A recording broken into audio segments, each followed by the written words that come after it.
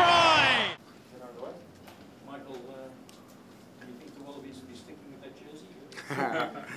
I think it was a real honour for the team to have this opportunity. You know, when Dennis came in earlier in the week and explained to us that he's the designer of the jersey, the meaning of the jersey itself, and I think that the team has been instrumental in I suppose we were front and centre of pushing the union, asking the union to bring the welcome to country up to the anthems stage, and because our team is a team that's built on people from all different lands, you know what I mean, and I think that I don't know, I just think that it was a great opportunity for us to be involved in an occasion like that, and I hope it resonates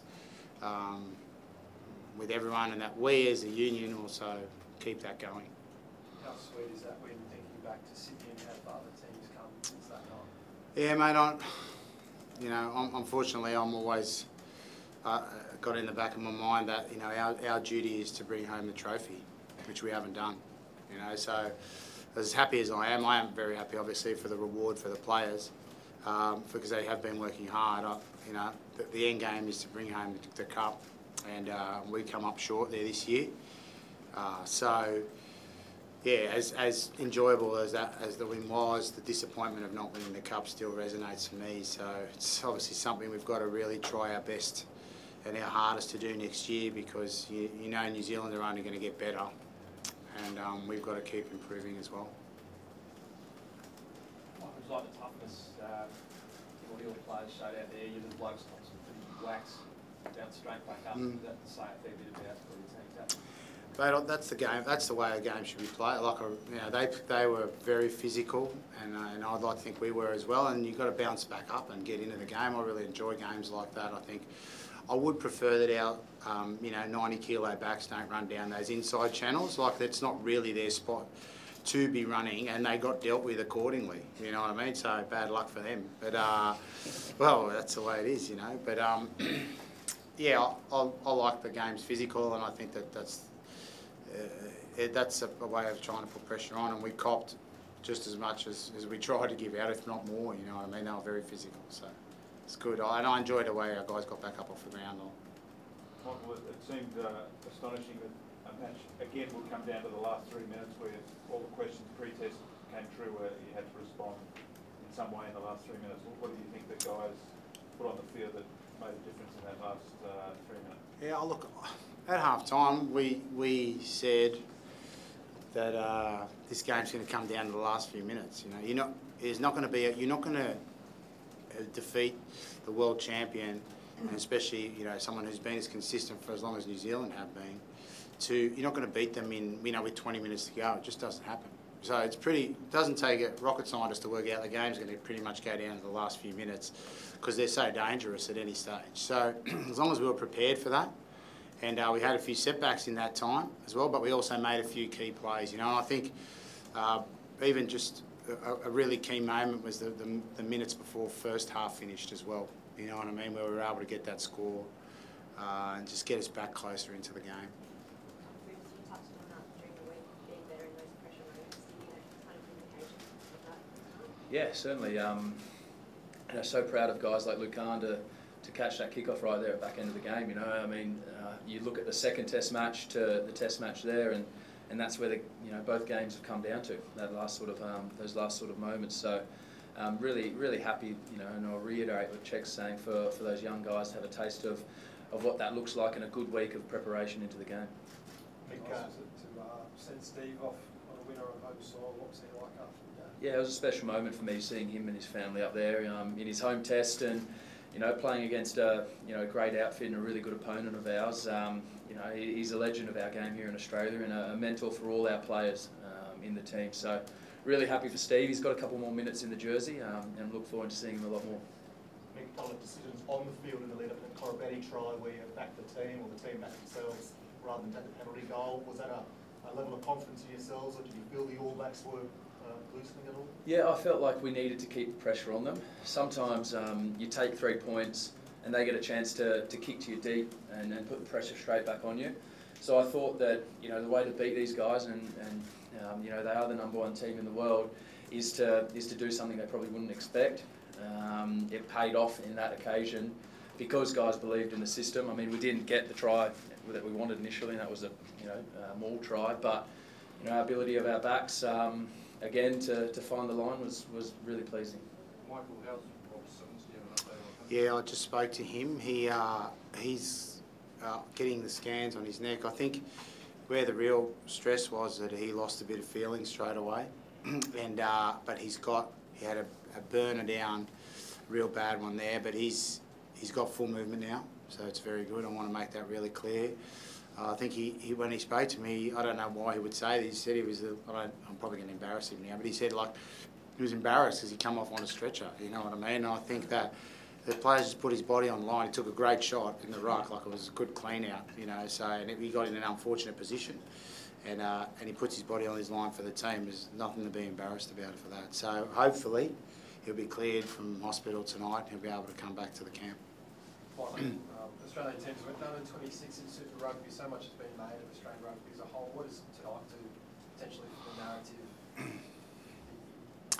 Mate, we've got to keep everything in context by looking at all of that stuff, and even at the test level, how many wins we've had against. I think for me, it's only 2. I think out of 8 or 9. I'm not sure, but so you've got to keep that in context. But it's about improving. You know what I mean? And no one, like, we're certainly not going to be making any mistakes, starting to blow trumpets or anything like that.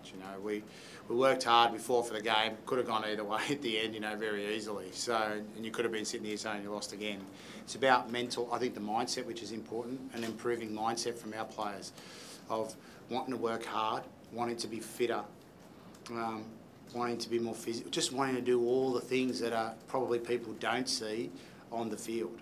And have that attitude, and and just want to get better, and that's something that you have to practice. You don't just decide one day, oh, this is how I'm going to be. You've got to have that mindset, and guys like Michael, who's leading the team, has got to continually keep delivering that type of narrative to our players so that they want to improve going forward. We've got a huge tour coming up, big games. Japan's going to be a huge game, I think, and a totally different type of challenge.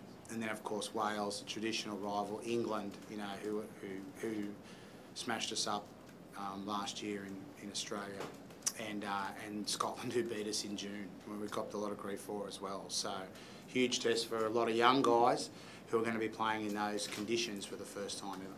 Michael, there's obviously talking a lot about the improvement that you've seen on the field. How do you feel that you and your coaching staff have improved throughout 26? Yeah, we're getting there. We're getting there. I think it's a huge, huge loss, Mario. It's going to be a huge loss. We're a weird lot, We sort of all work. I like to pick a very diverse coaching staff on purpose. I know they probably couldn't find more people further apart than myself and Stephen and Nathan, and Mick. Like if you pointed us all on a compass somewhere, but we have a real respect about meeting and opposing each other to get the best outcomes for the team. I think we believe in what we're doing, and we've got to stay with it. We've still got a long way to go, obviously, and we've got to stay with it and just get more experience as we go along. I see one of the great coaches, Wayne Smith, who won't be going on now. You know what I mean? I think he's finishing with New Zealand from today. So, I would like to pay special respect to him from us, because he's a coach who's done outstanding work in any team he's played for. And I don't know him hugely well, but any player or any coach you ever speak to who's dealt with him only has glowing remarks, and we wish him well for his future. Michael, you seem to stop at least 10 tonight. Did you plan to target Lima at all? No, mate. I think just try to put pressure on. I had Lima in the Barbarian, so I know that if you try to put pressure on him, he could step here. He's got footwork. He's got a lot. Maybe the conditions helped us get up a bit quicker. But they put a lot of heat on us as well. Like there were balls, bouncing around everywhere from pretty solid tackles and guys getting up, pretty quickly. And I think we just wanted to, if you stay off them for too long, they'll cut you apart. So you just got to try not to give them that many opportunities. Michael, 1 minute to go, penalty for New Zealand. Were you thinking, there we go again? No, not this time. I think that we were going to, well, look, you got to fight for everything. I thought the lads fought really well, and we didn't play brilliantly in the first half. We just sort of stayed in there. We had a lot of, it was almost like they had all the field position first half and we had it in the second half.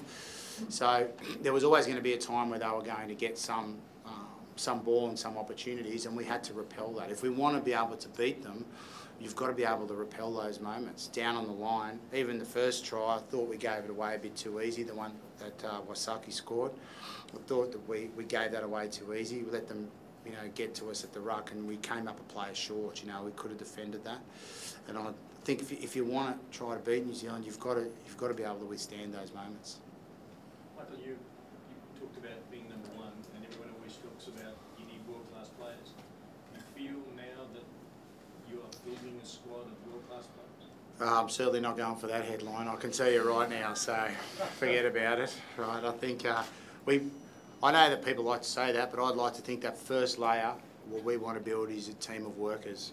You know, working hard when you don't have the ball, working hard, and when you do have the ball, off the ball in the places that people don't see you. That's getting set as early as you can so you're there before the opposition. That's what I'd like to think that we could layer up first, everyone being like that, and then from that we'll see who wants to kick on and get to the next level. Hoops, you're wearing the physicality of this game on your face tonight. How tough was this as far as the Bledisloe games you've been involved in? Yeah, I mean, look, none of these games disappoint as far as physicality is concerned.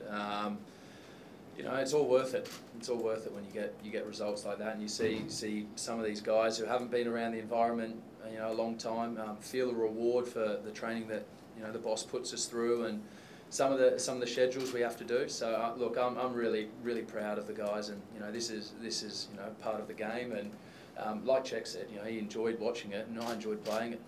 Both teams want to win. That's the games you want to be a part of. So how much confidence do you think you had for going into the next Bledisloe series, knowing that but for 40 minutes in that first half of the first game, you might have edged it maybe? Yeah, it's probably a pretty key point for us to look at that transition of finishing this year in Scotland and then having that carryover of where we finished there, you know, into that June series. Got a tough June series straight up there, and then into that you know, first Bledisloe. I think previously we're quite disjointed. We sort of get to a certain level and then come back down. What we need to do is get to that level and pick that up as soon as we come in together. And you know, other teams have done that successfully. I think we're yet to really nail that, but I think you know, from lessons learned and from coaching staff and players, we'll certainly get a better result next year. Bruce, when the call came to give the first penalty kick to Hodge at the 64th minute, was that call from the field, or was it from the box, from the sideline? No, that was actually from the field. From the field. Every call is from the field, I can assure you. I rush. There is no calls coming from the box. Just look on the screen, he's carrying on. I just no. Actually, Hodgie came in really wanting that kick, and you know, I think it's great when you have a kicker who comes in, and you know, Bernard's the same. You know, might have missed one or two there tonight, but they come in wanting the kick and believing in their kickers, and I have full confidence in both of them. There's a bit of extra niggle out there tonight. Does that sort of show that as a team you think there's more confidence within the Australian side? I thought it was niggle both teams, you know, both ways. Like, yeah. You know, that's the way I enjoy that game played like that. You know, there's heaps of stuff going on. You can't turn your back or you get hit. You know, like that was a really fun test match to play. Niggle, physicality, everything involved. You know. Bruce, what does it do for the team when you practice one halfway beyond like that? It's like 3 points, obviously. Well, it takes a bit of time off the scoreboard as well. So that's another positive. You look at the time there. When we took that kick, you know, chewed up 2 minutes and then he drains it from 50. It starts when a team reviews you and you start having a guy that can kick it from 50. They start to think about and consider giving penalties away in certain parts of the field, and I think that's pleasing going forward. You know, I think, you know, from check down, we want to be a team that's putting that in the corner more often than not. However, to have that in the pocket is a good thing to have. Do you want to use him more when he knows it like that? Like it must be pretty tempting sometimes. I wonder what his stats are. I need to actually have a look at what his stats are. So he certainly, those two he crushed there tonight, you know, from around that position on the field, like I said, really good to have in your pocket, but you know, to be able to put it in the corner, back our set piece to do a job and keep pressure on teams is something we want to take forward. What your comments on the referee tonight?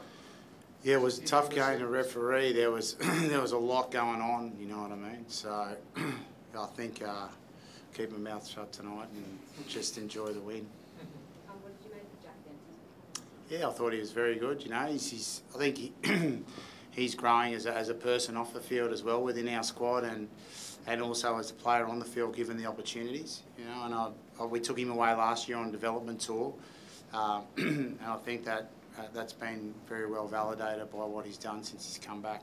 He missed a fair bit of Super Rugby, so it was hard for him to get on a roll early. But since he's got his fitness right, and he's had some good performances, and let's hope he keeps going forward from here. Michael, your comment on Scott's performance tonight in the front row seemed to own the exchange there. I thought the front rowers were excellent tonight for us.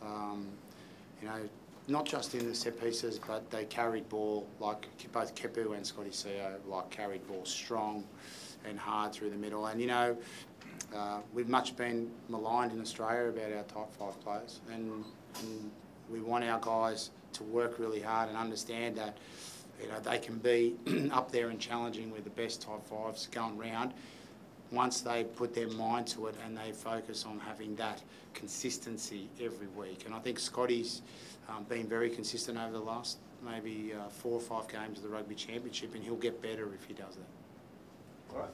Thank you, guys. Thank you very much.